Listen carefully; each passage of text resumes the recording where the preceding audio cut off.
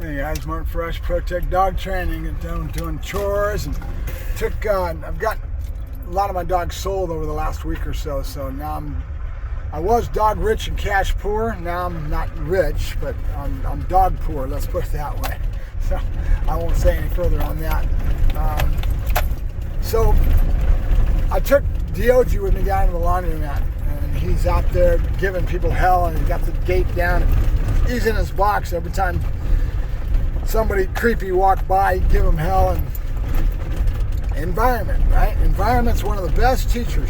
You know, I can take him out and greet him into people and do all that. He's fine, but he's in his box, he's protecting his truck. I don't expect any different. And it's kind of like why people think, why is the dog so aggressive at the door when the mailman comes? It's because the mailman comes every day, hits a little flap on the mail that goes through your door or goes up to your front porch and then walks away. And every time that happens, that dog's winning, right? So he's winding up. So I don't expect any different from a dog like Dog. He's a Dutch Shepherd. He should be protective of his truck.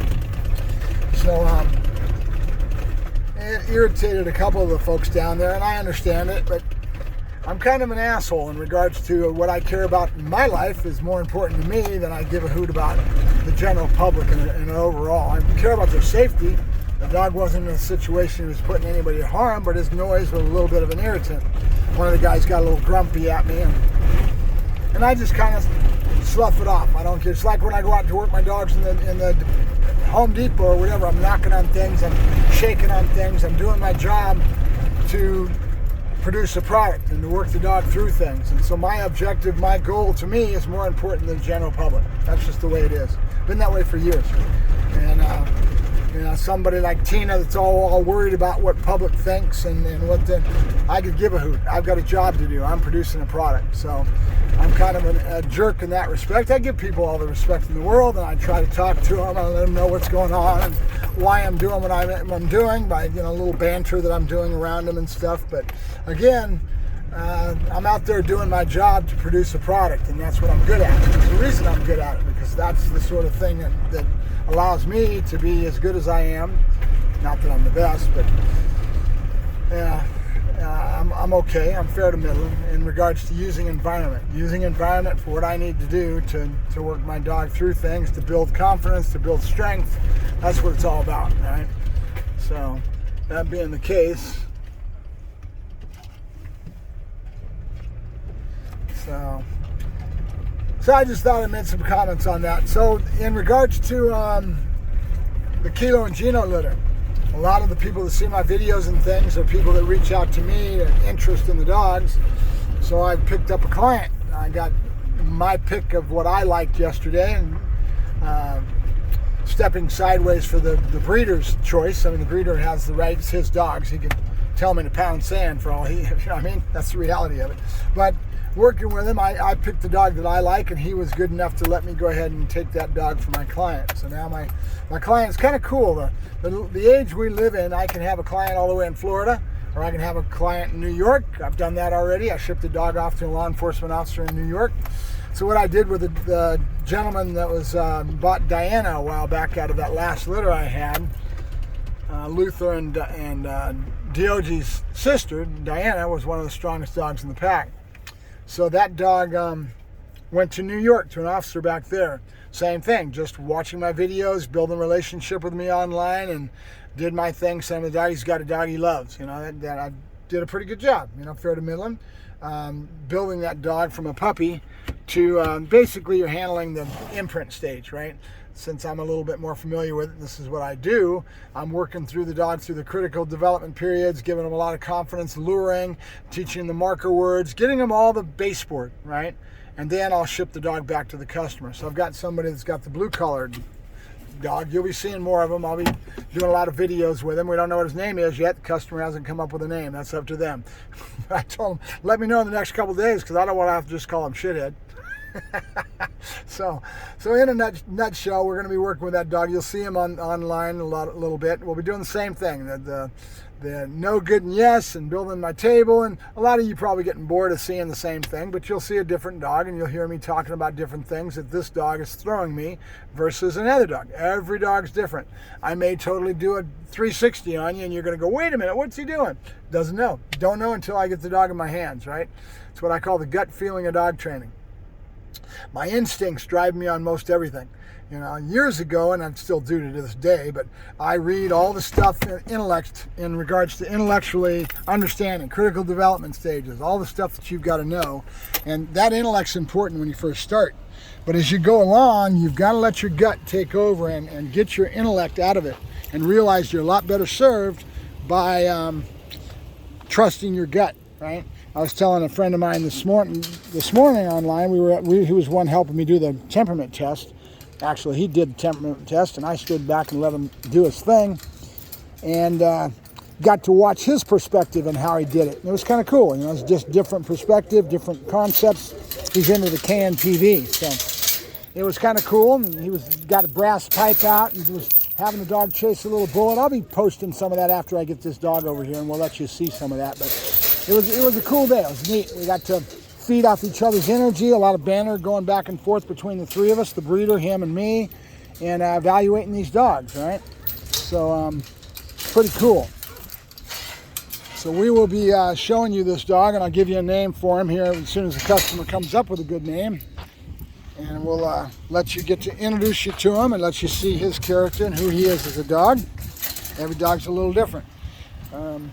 Maybe somebody has specifically asked me, why did I pick that dog over another dog? Well, I can tell you it was drive, how his dog's biting, his energy levels, things like that. But a lot of times I can't hone to exactly why I pick a dog. It's my gut, right? My gut tells me that's the dog I like. You know, there was another dog in the litter that this gentleman was kind of advocating for the breeder, and it was a beautiful color, really kind of a black tinge to it, really neat dog. And there was nothing wrong with the dog, it just wasn't that I didn't like the dog, and I didn't dislike him, but you get my point. It wasn't what fulfilled my need in a dog, right? Every person's going to have something different, you know. So I really feel that I did a good job of picking the dog that's going to be right for this individual.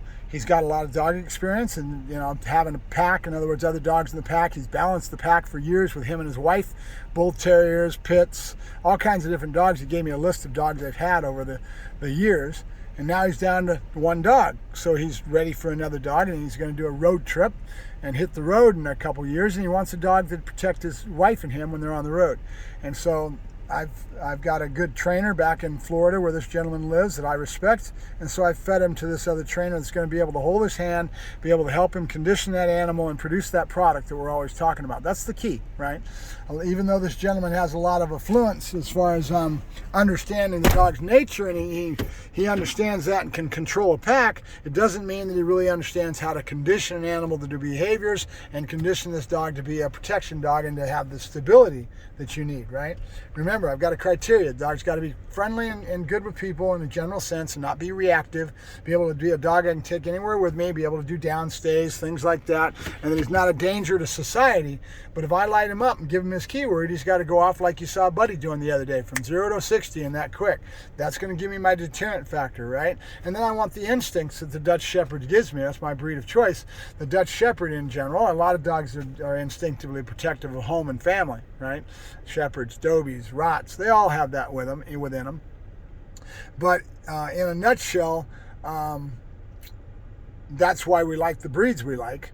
So you want a dog that's stable and that you can condition into the work, and you know he's going to be able to have your back if something goes sideways, right? But he has to learn to work that animal, and he has to, like I told him, I wouldn't sell him a dog. Even those attributes that he gave me, I wouldn't just sell him a dog and say, here you go.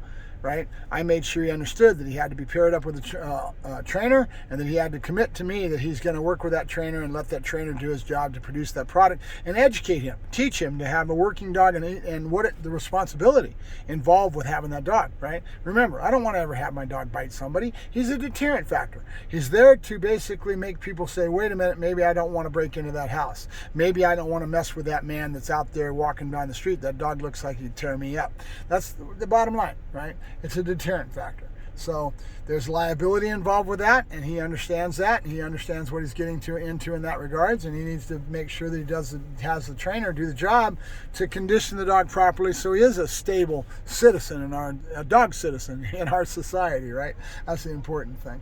So that's enough of me yakking at the screen as I got done doing my laundry with Diogo out in public and letting him have a little bit of public time. And we're going to do a little bit more of that now that I'm a few less dogs in my pack. I can now concentrate on Diogo a little bit, but I'm waiting for the new owners to come follow through with the sale and get Diogo because I don't want him to be stuck here, you know. I want him to go and they've got a purpose, something they're going to do with the dog. This is another trainer, so I want him to get the dog as soon as they can. So he's at that stage right now, guys, that, you know, getting sucked into an individual and having that bond with a new owner and really being able to suck into that, or a new trainer or whatever it may be, is going to serve him real well. You know what I'm saying?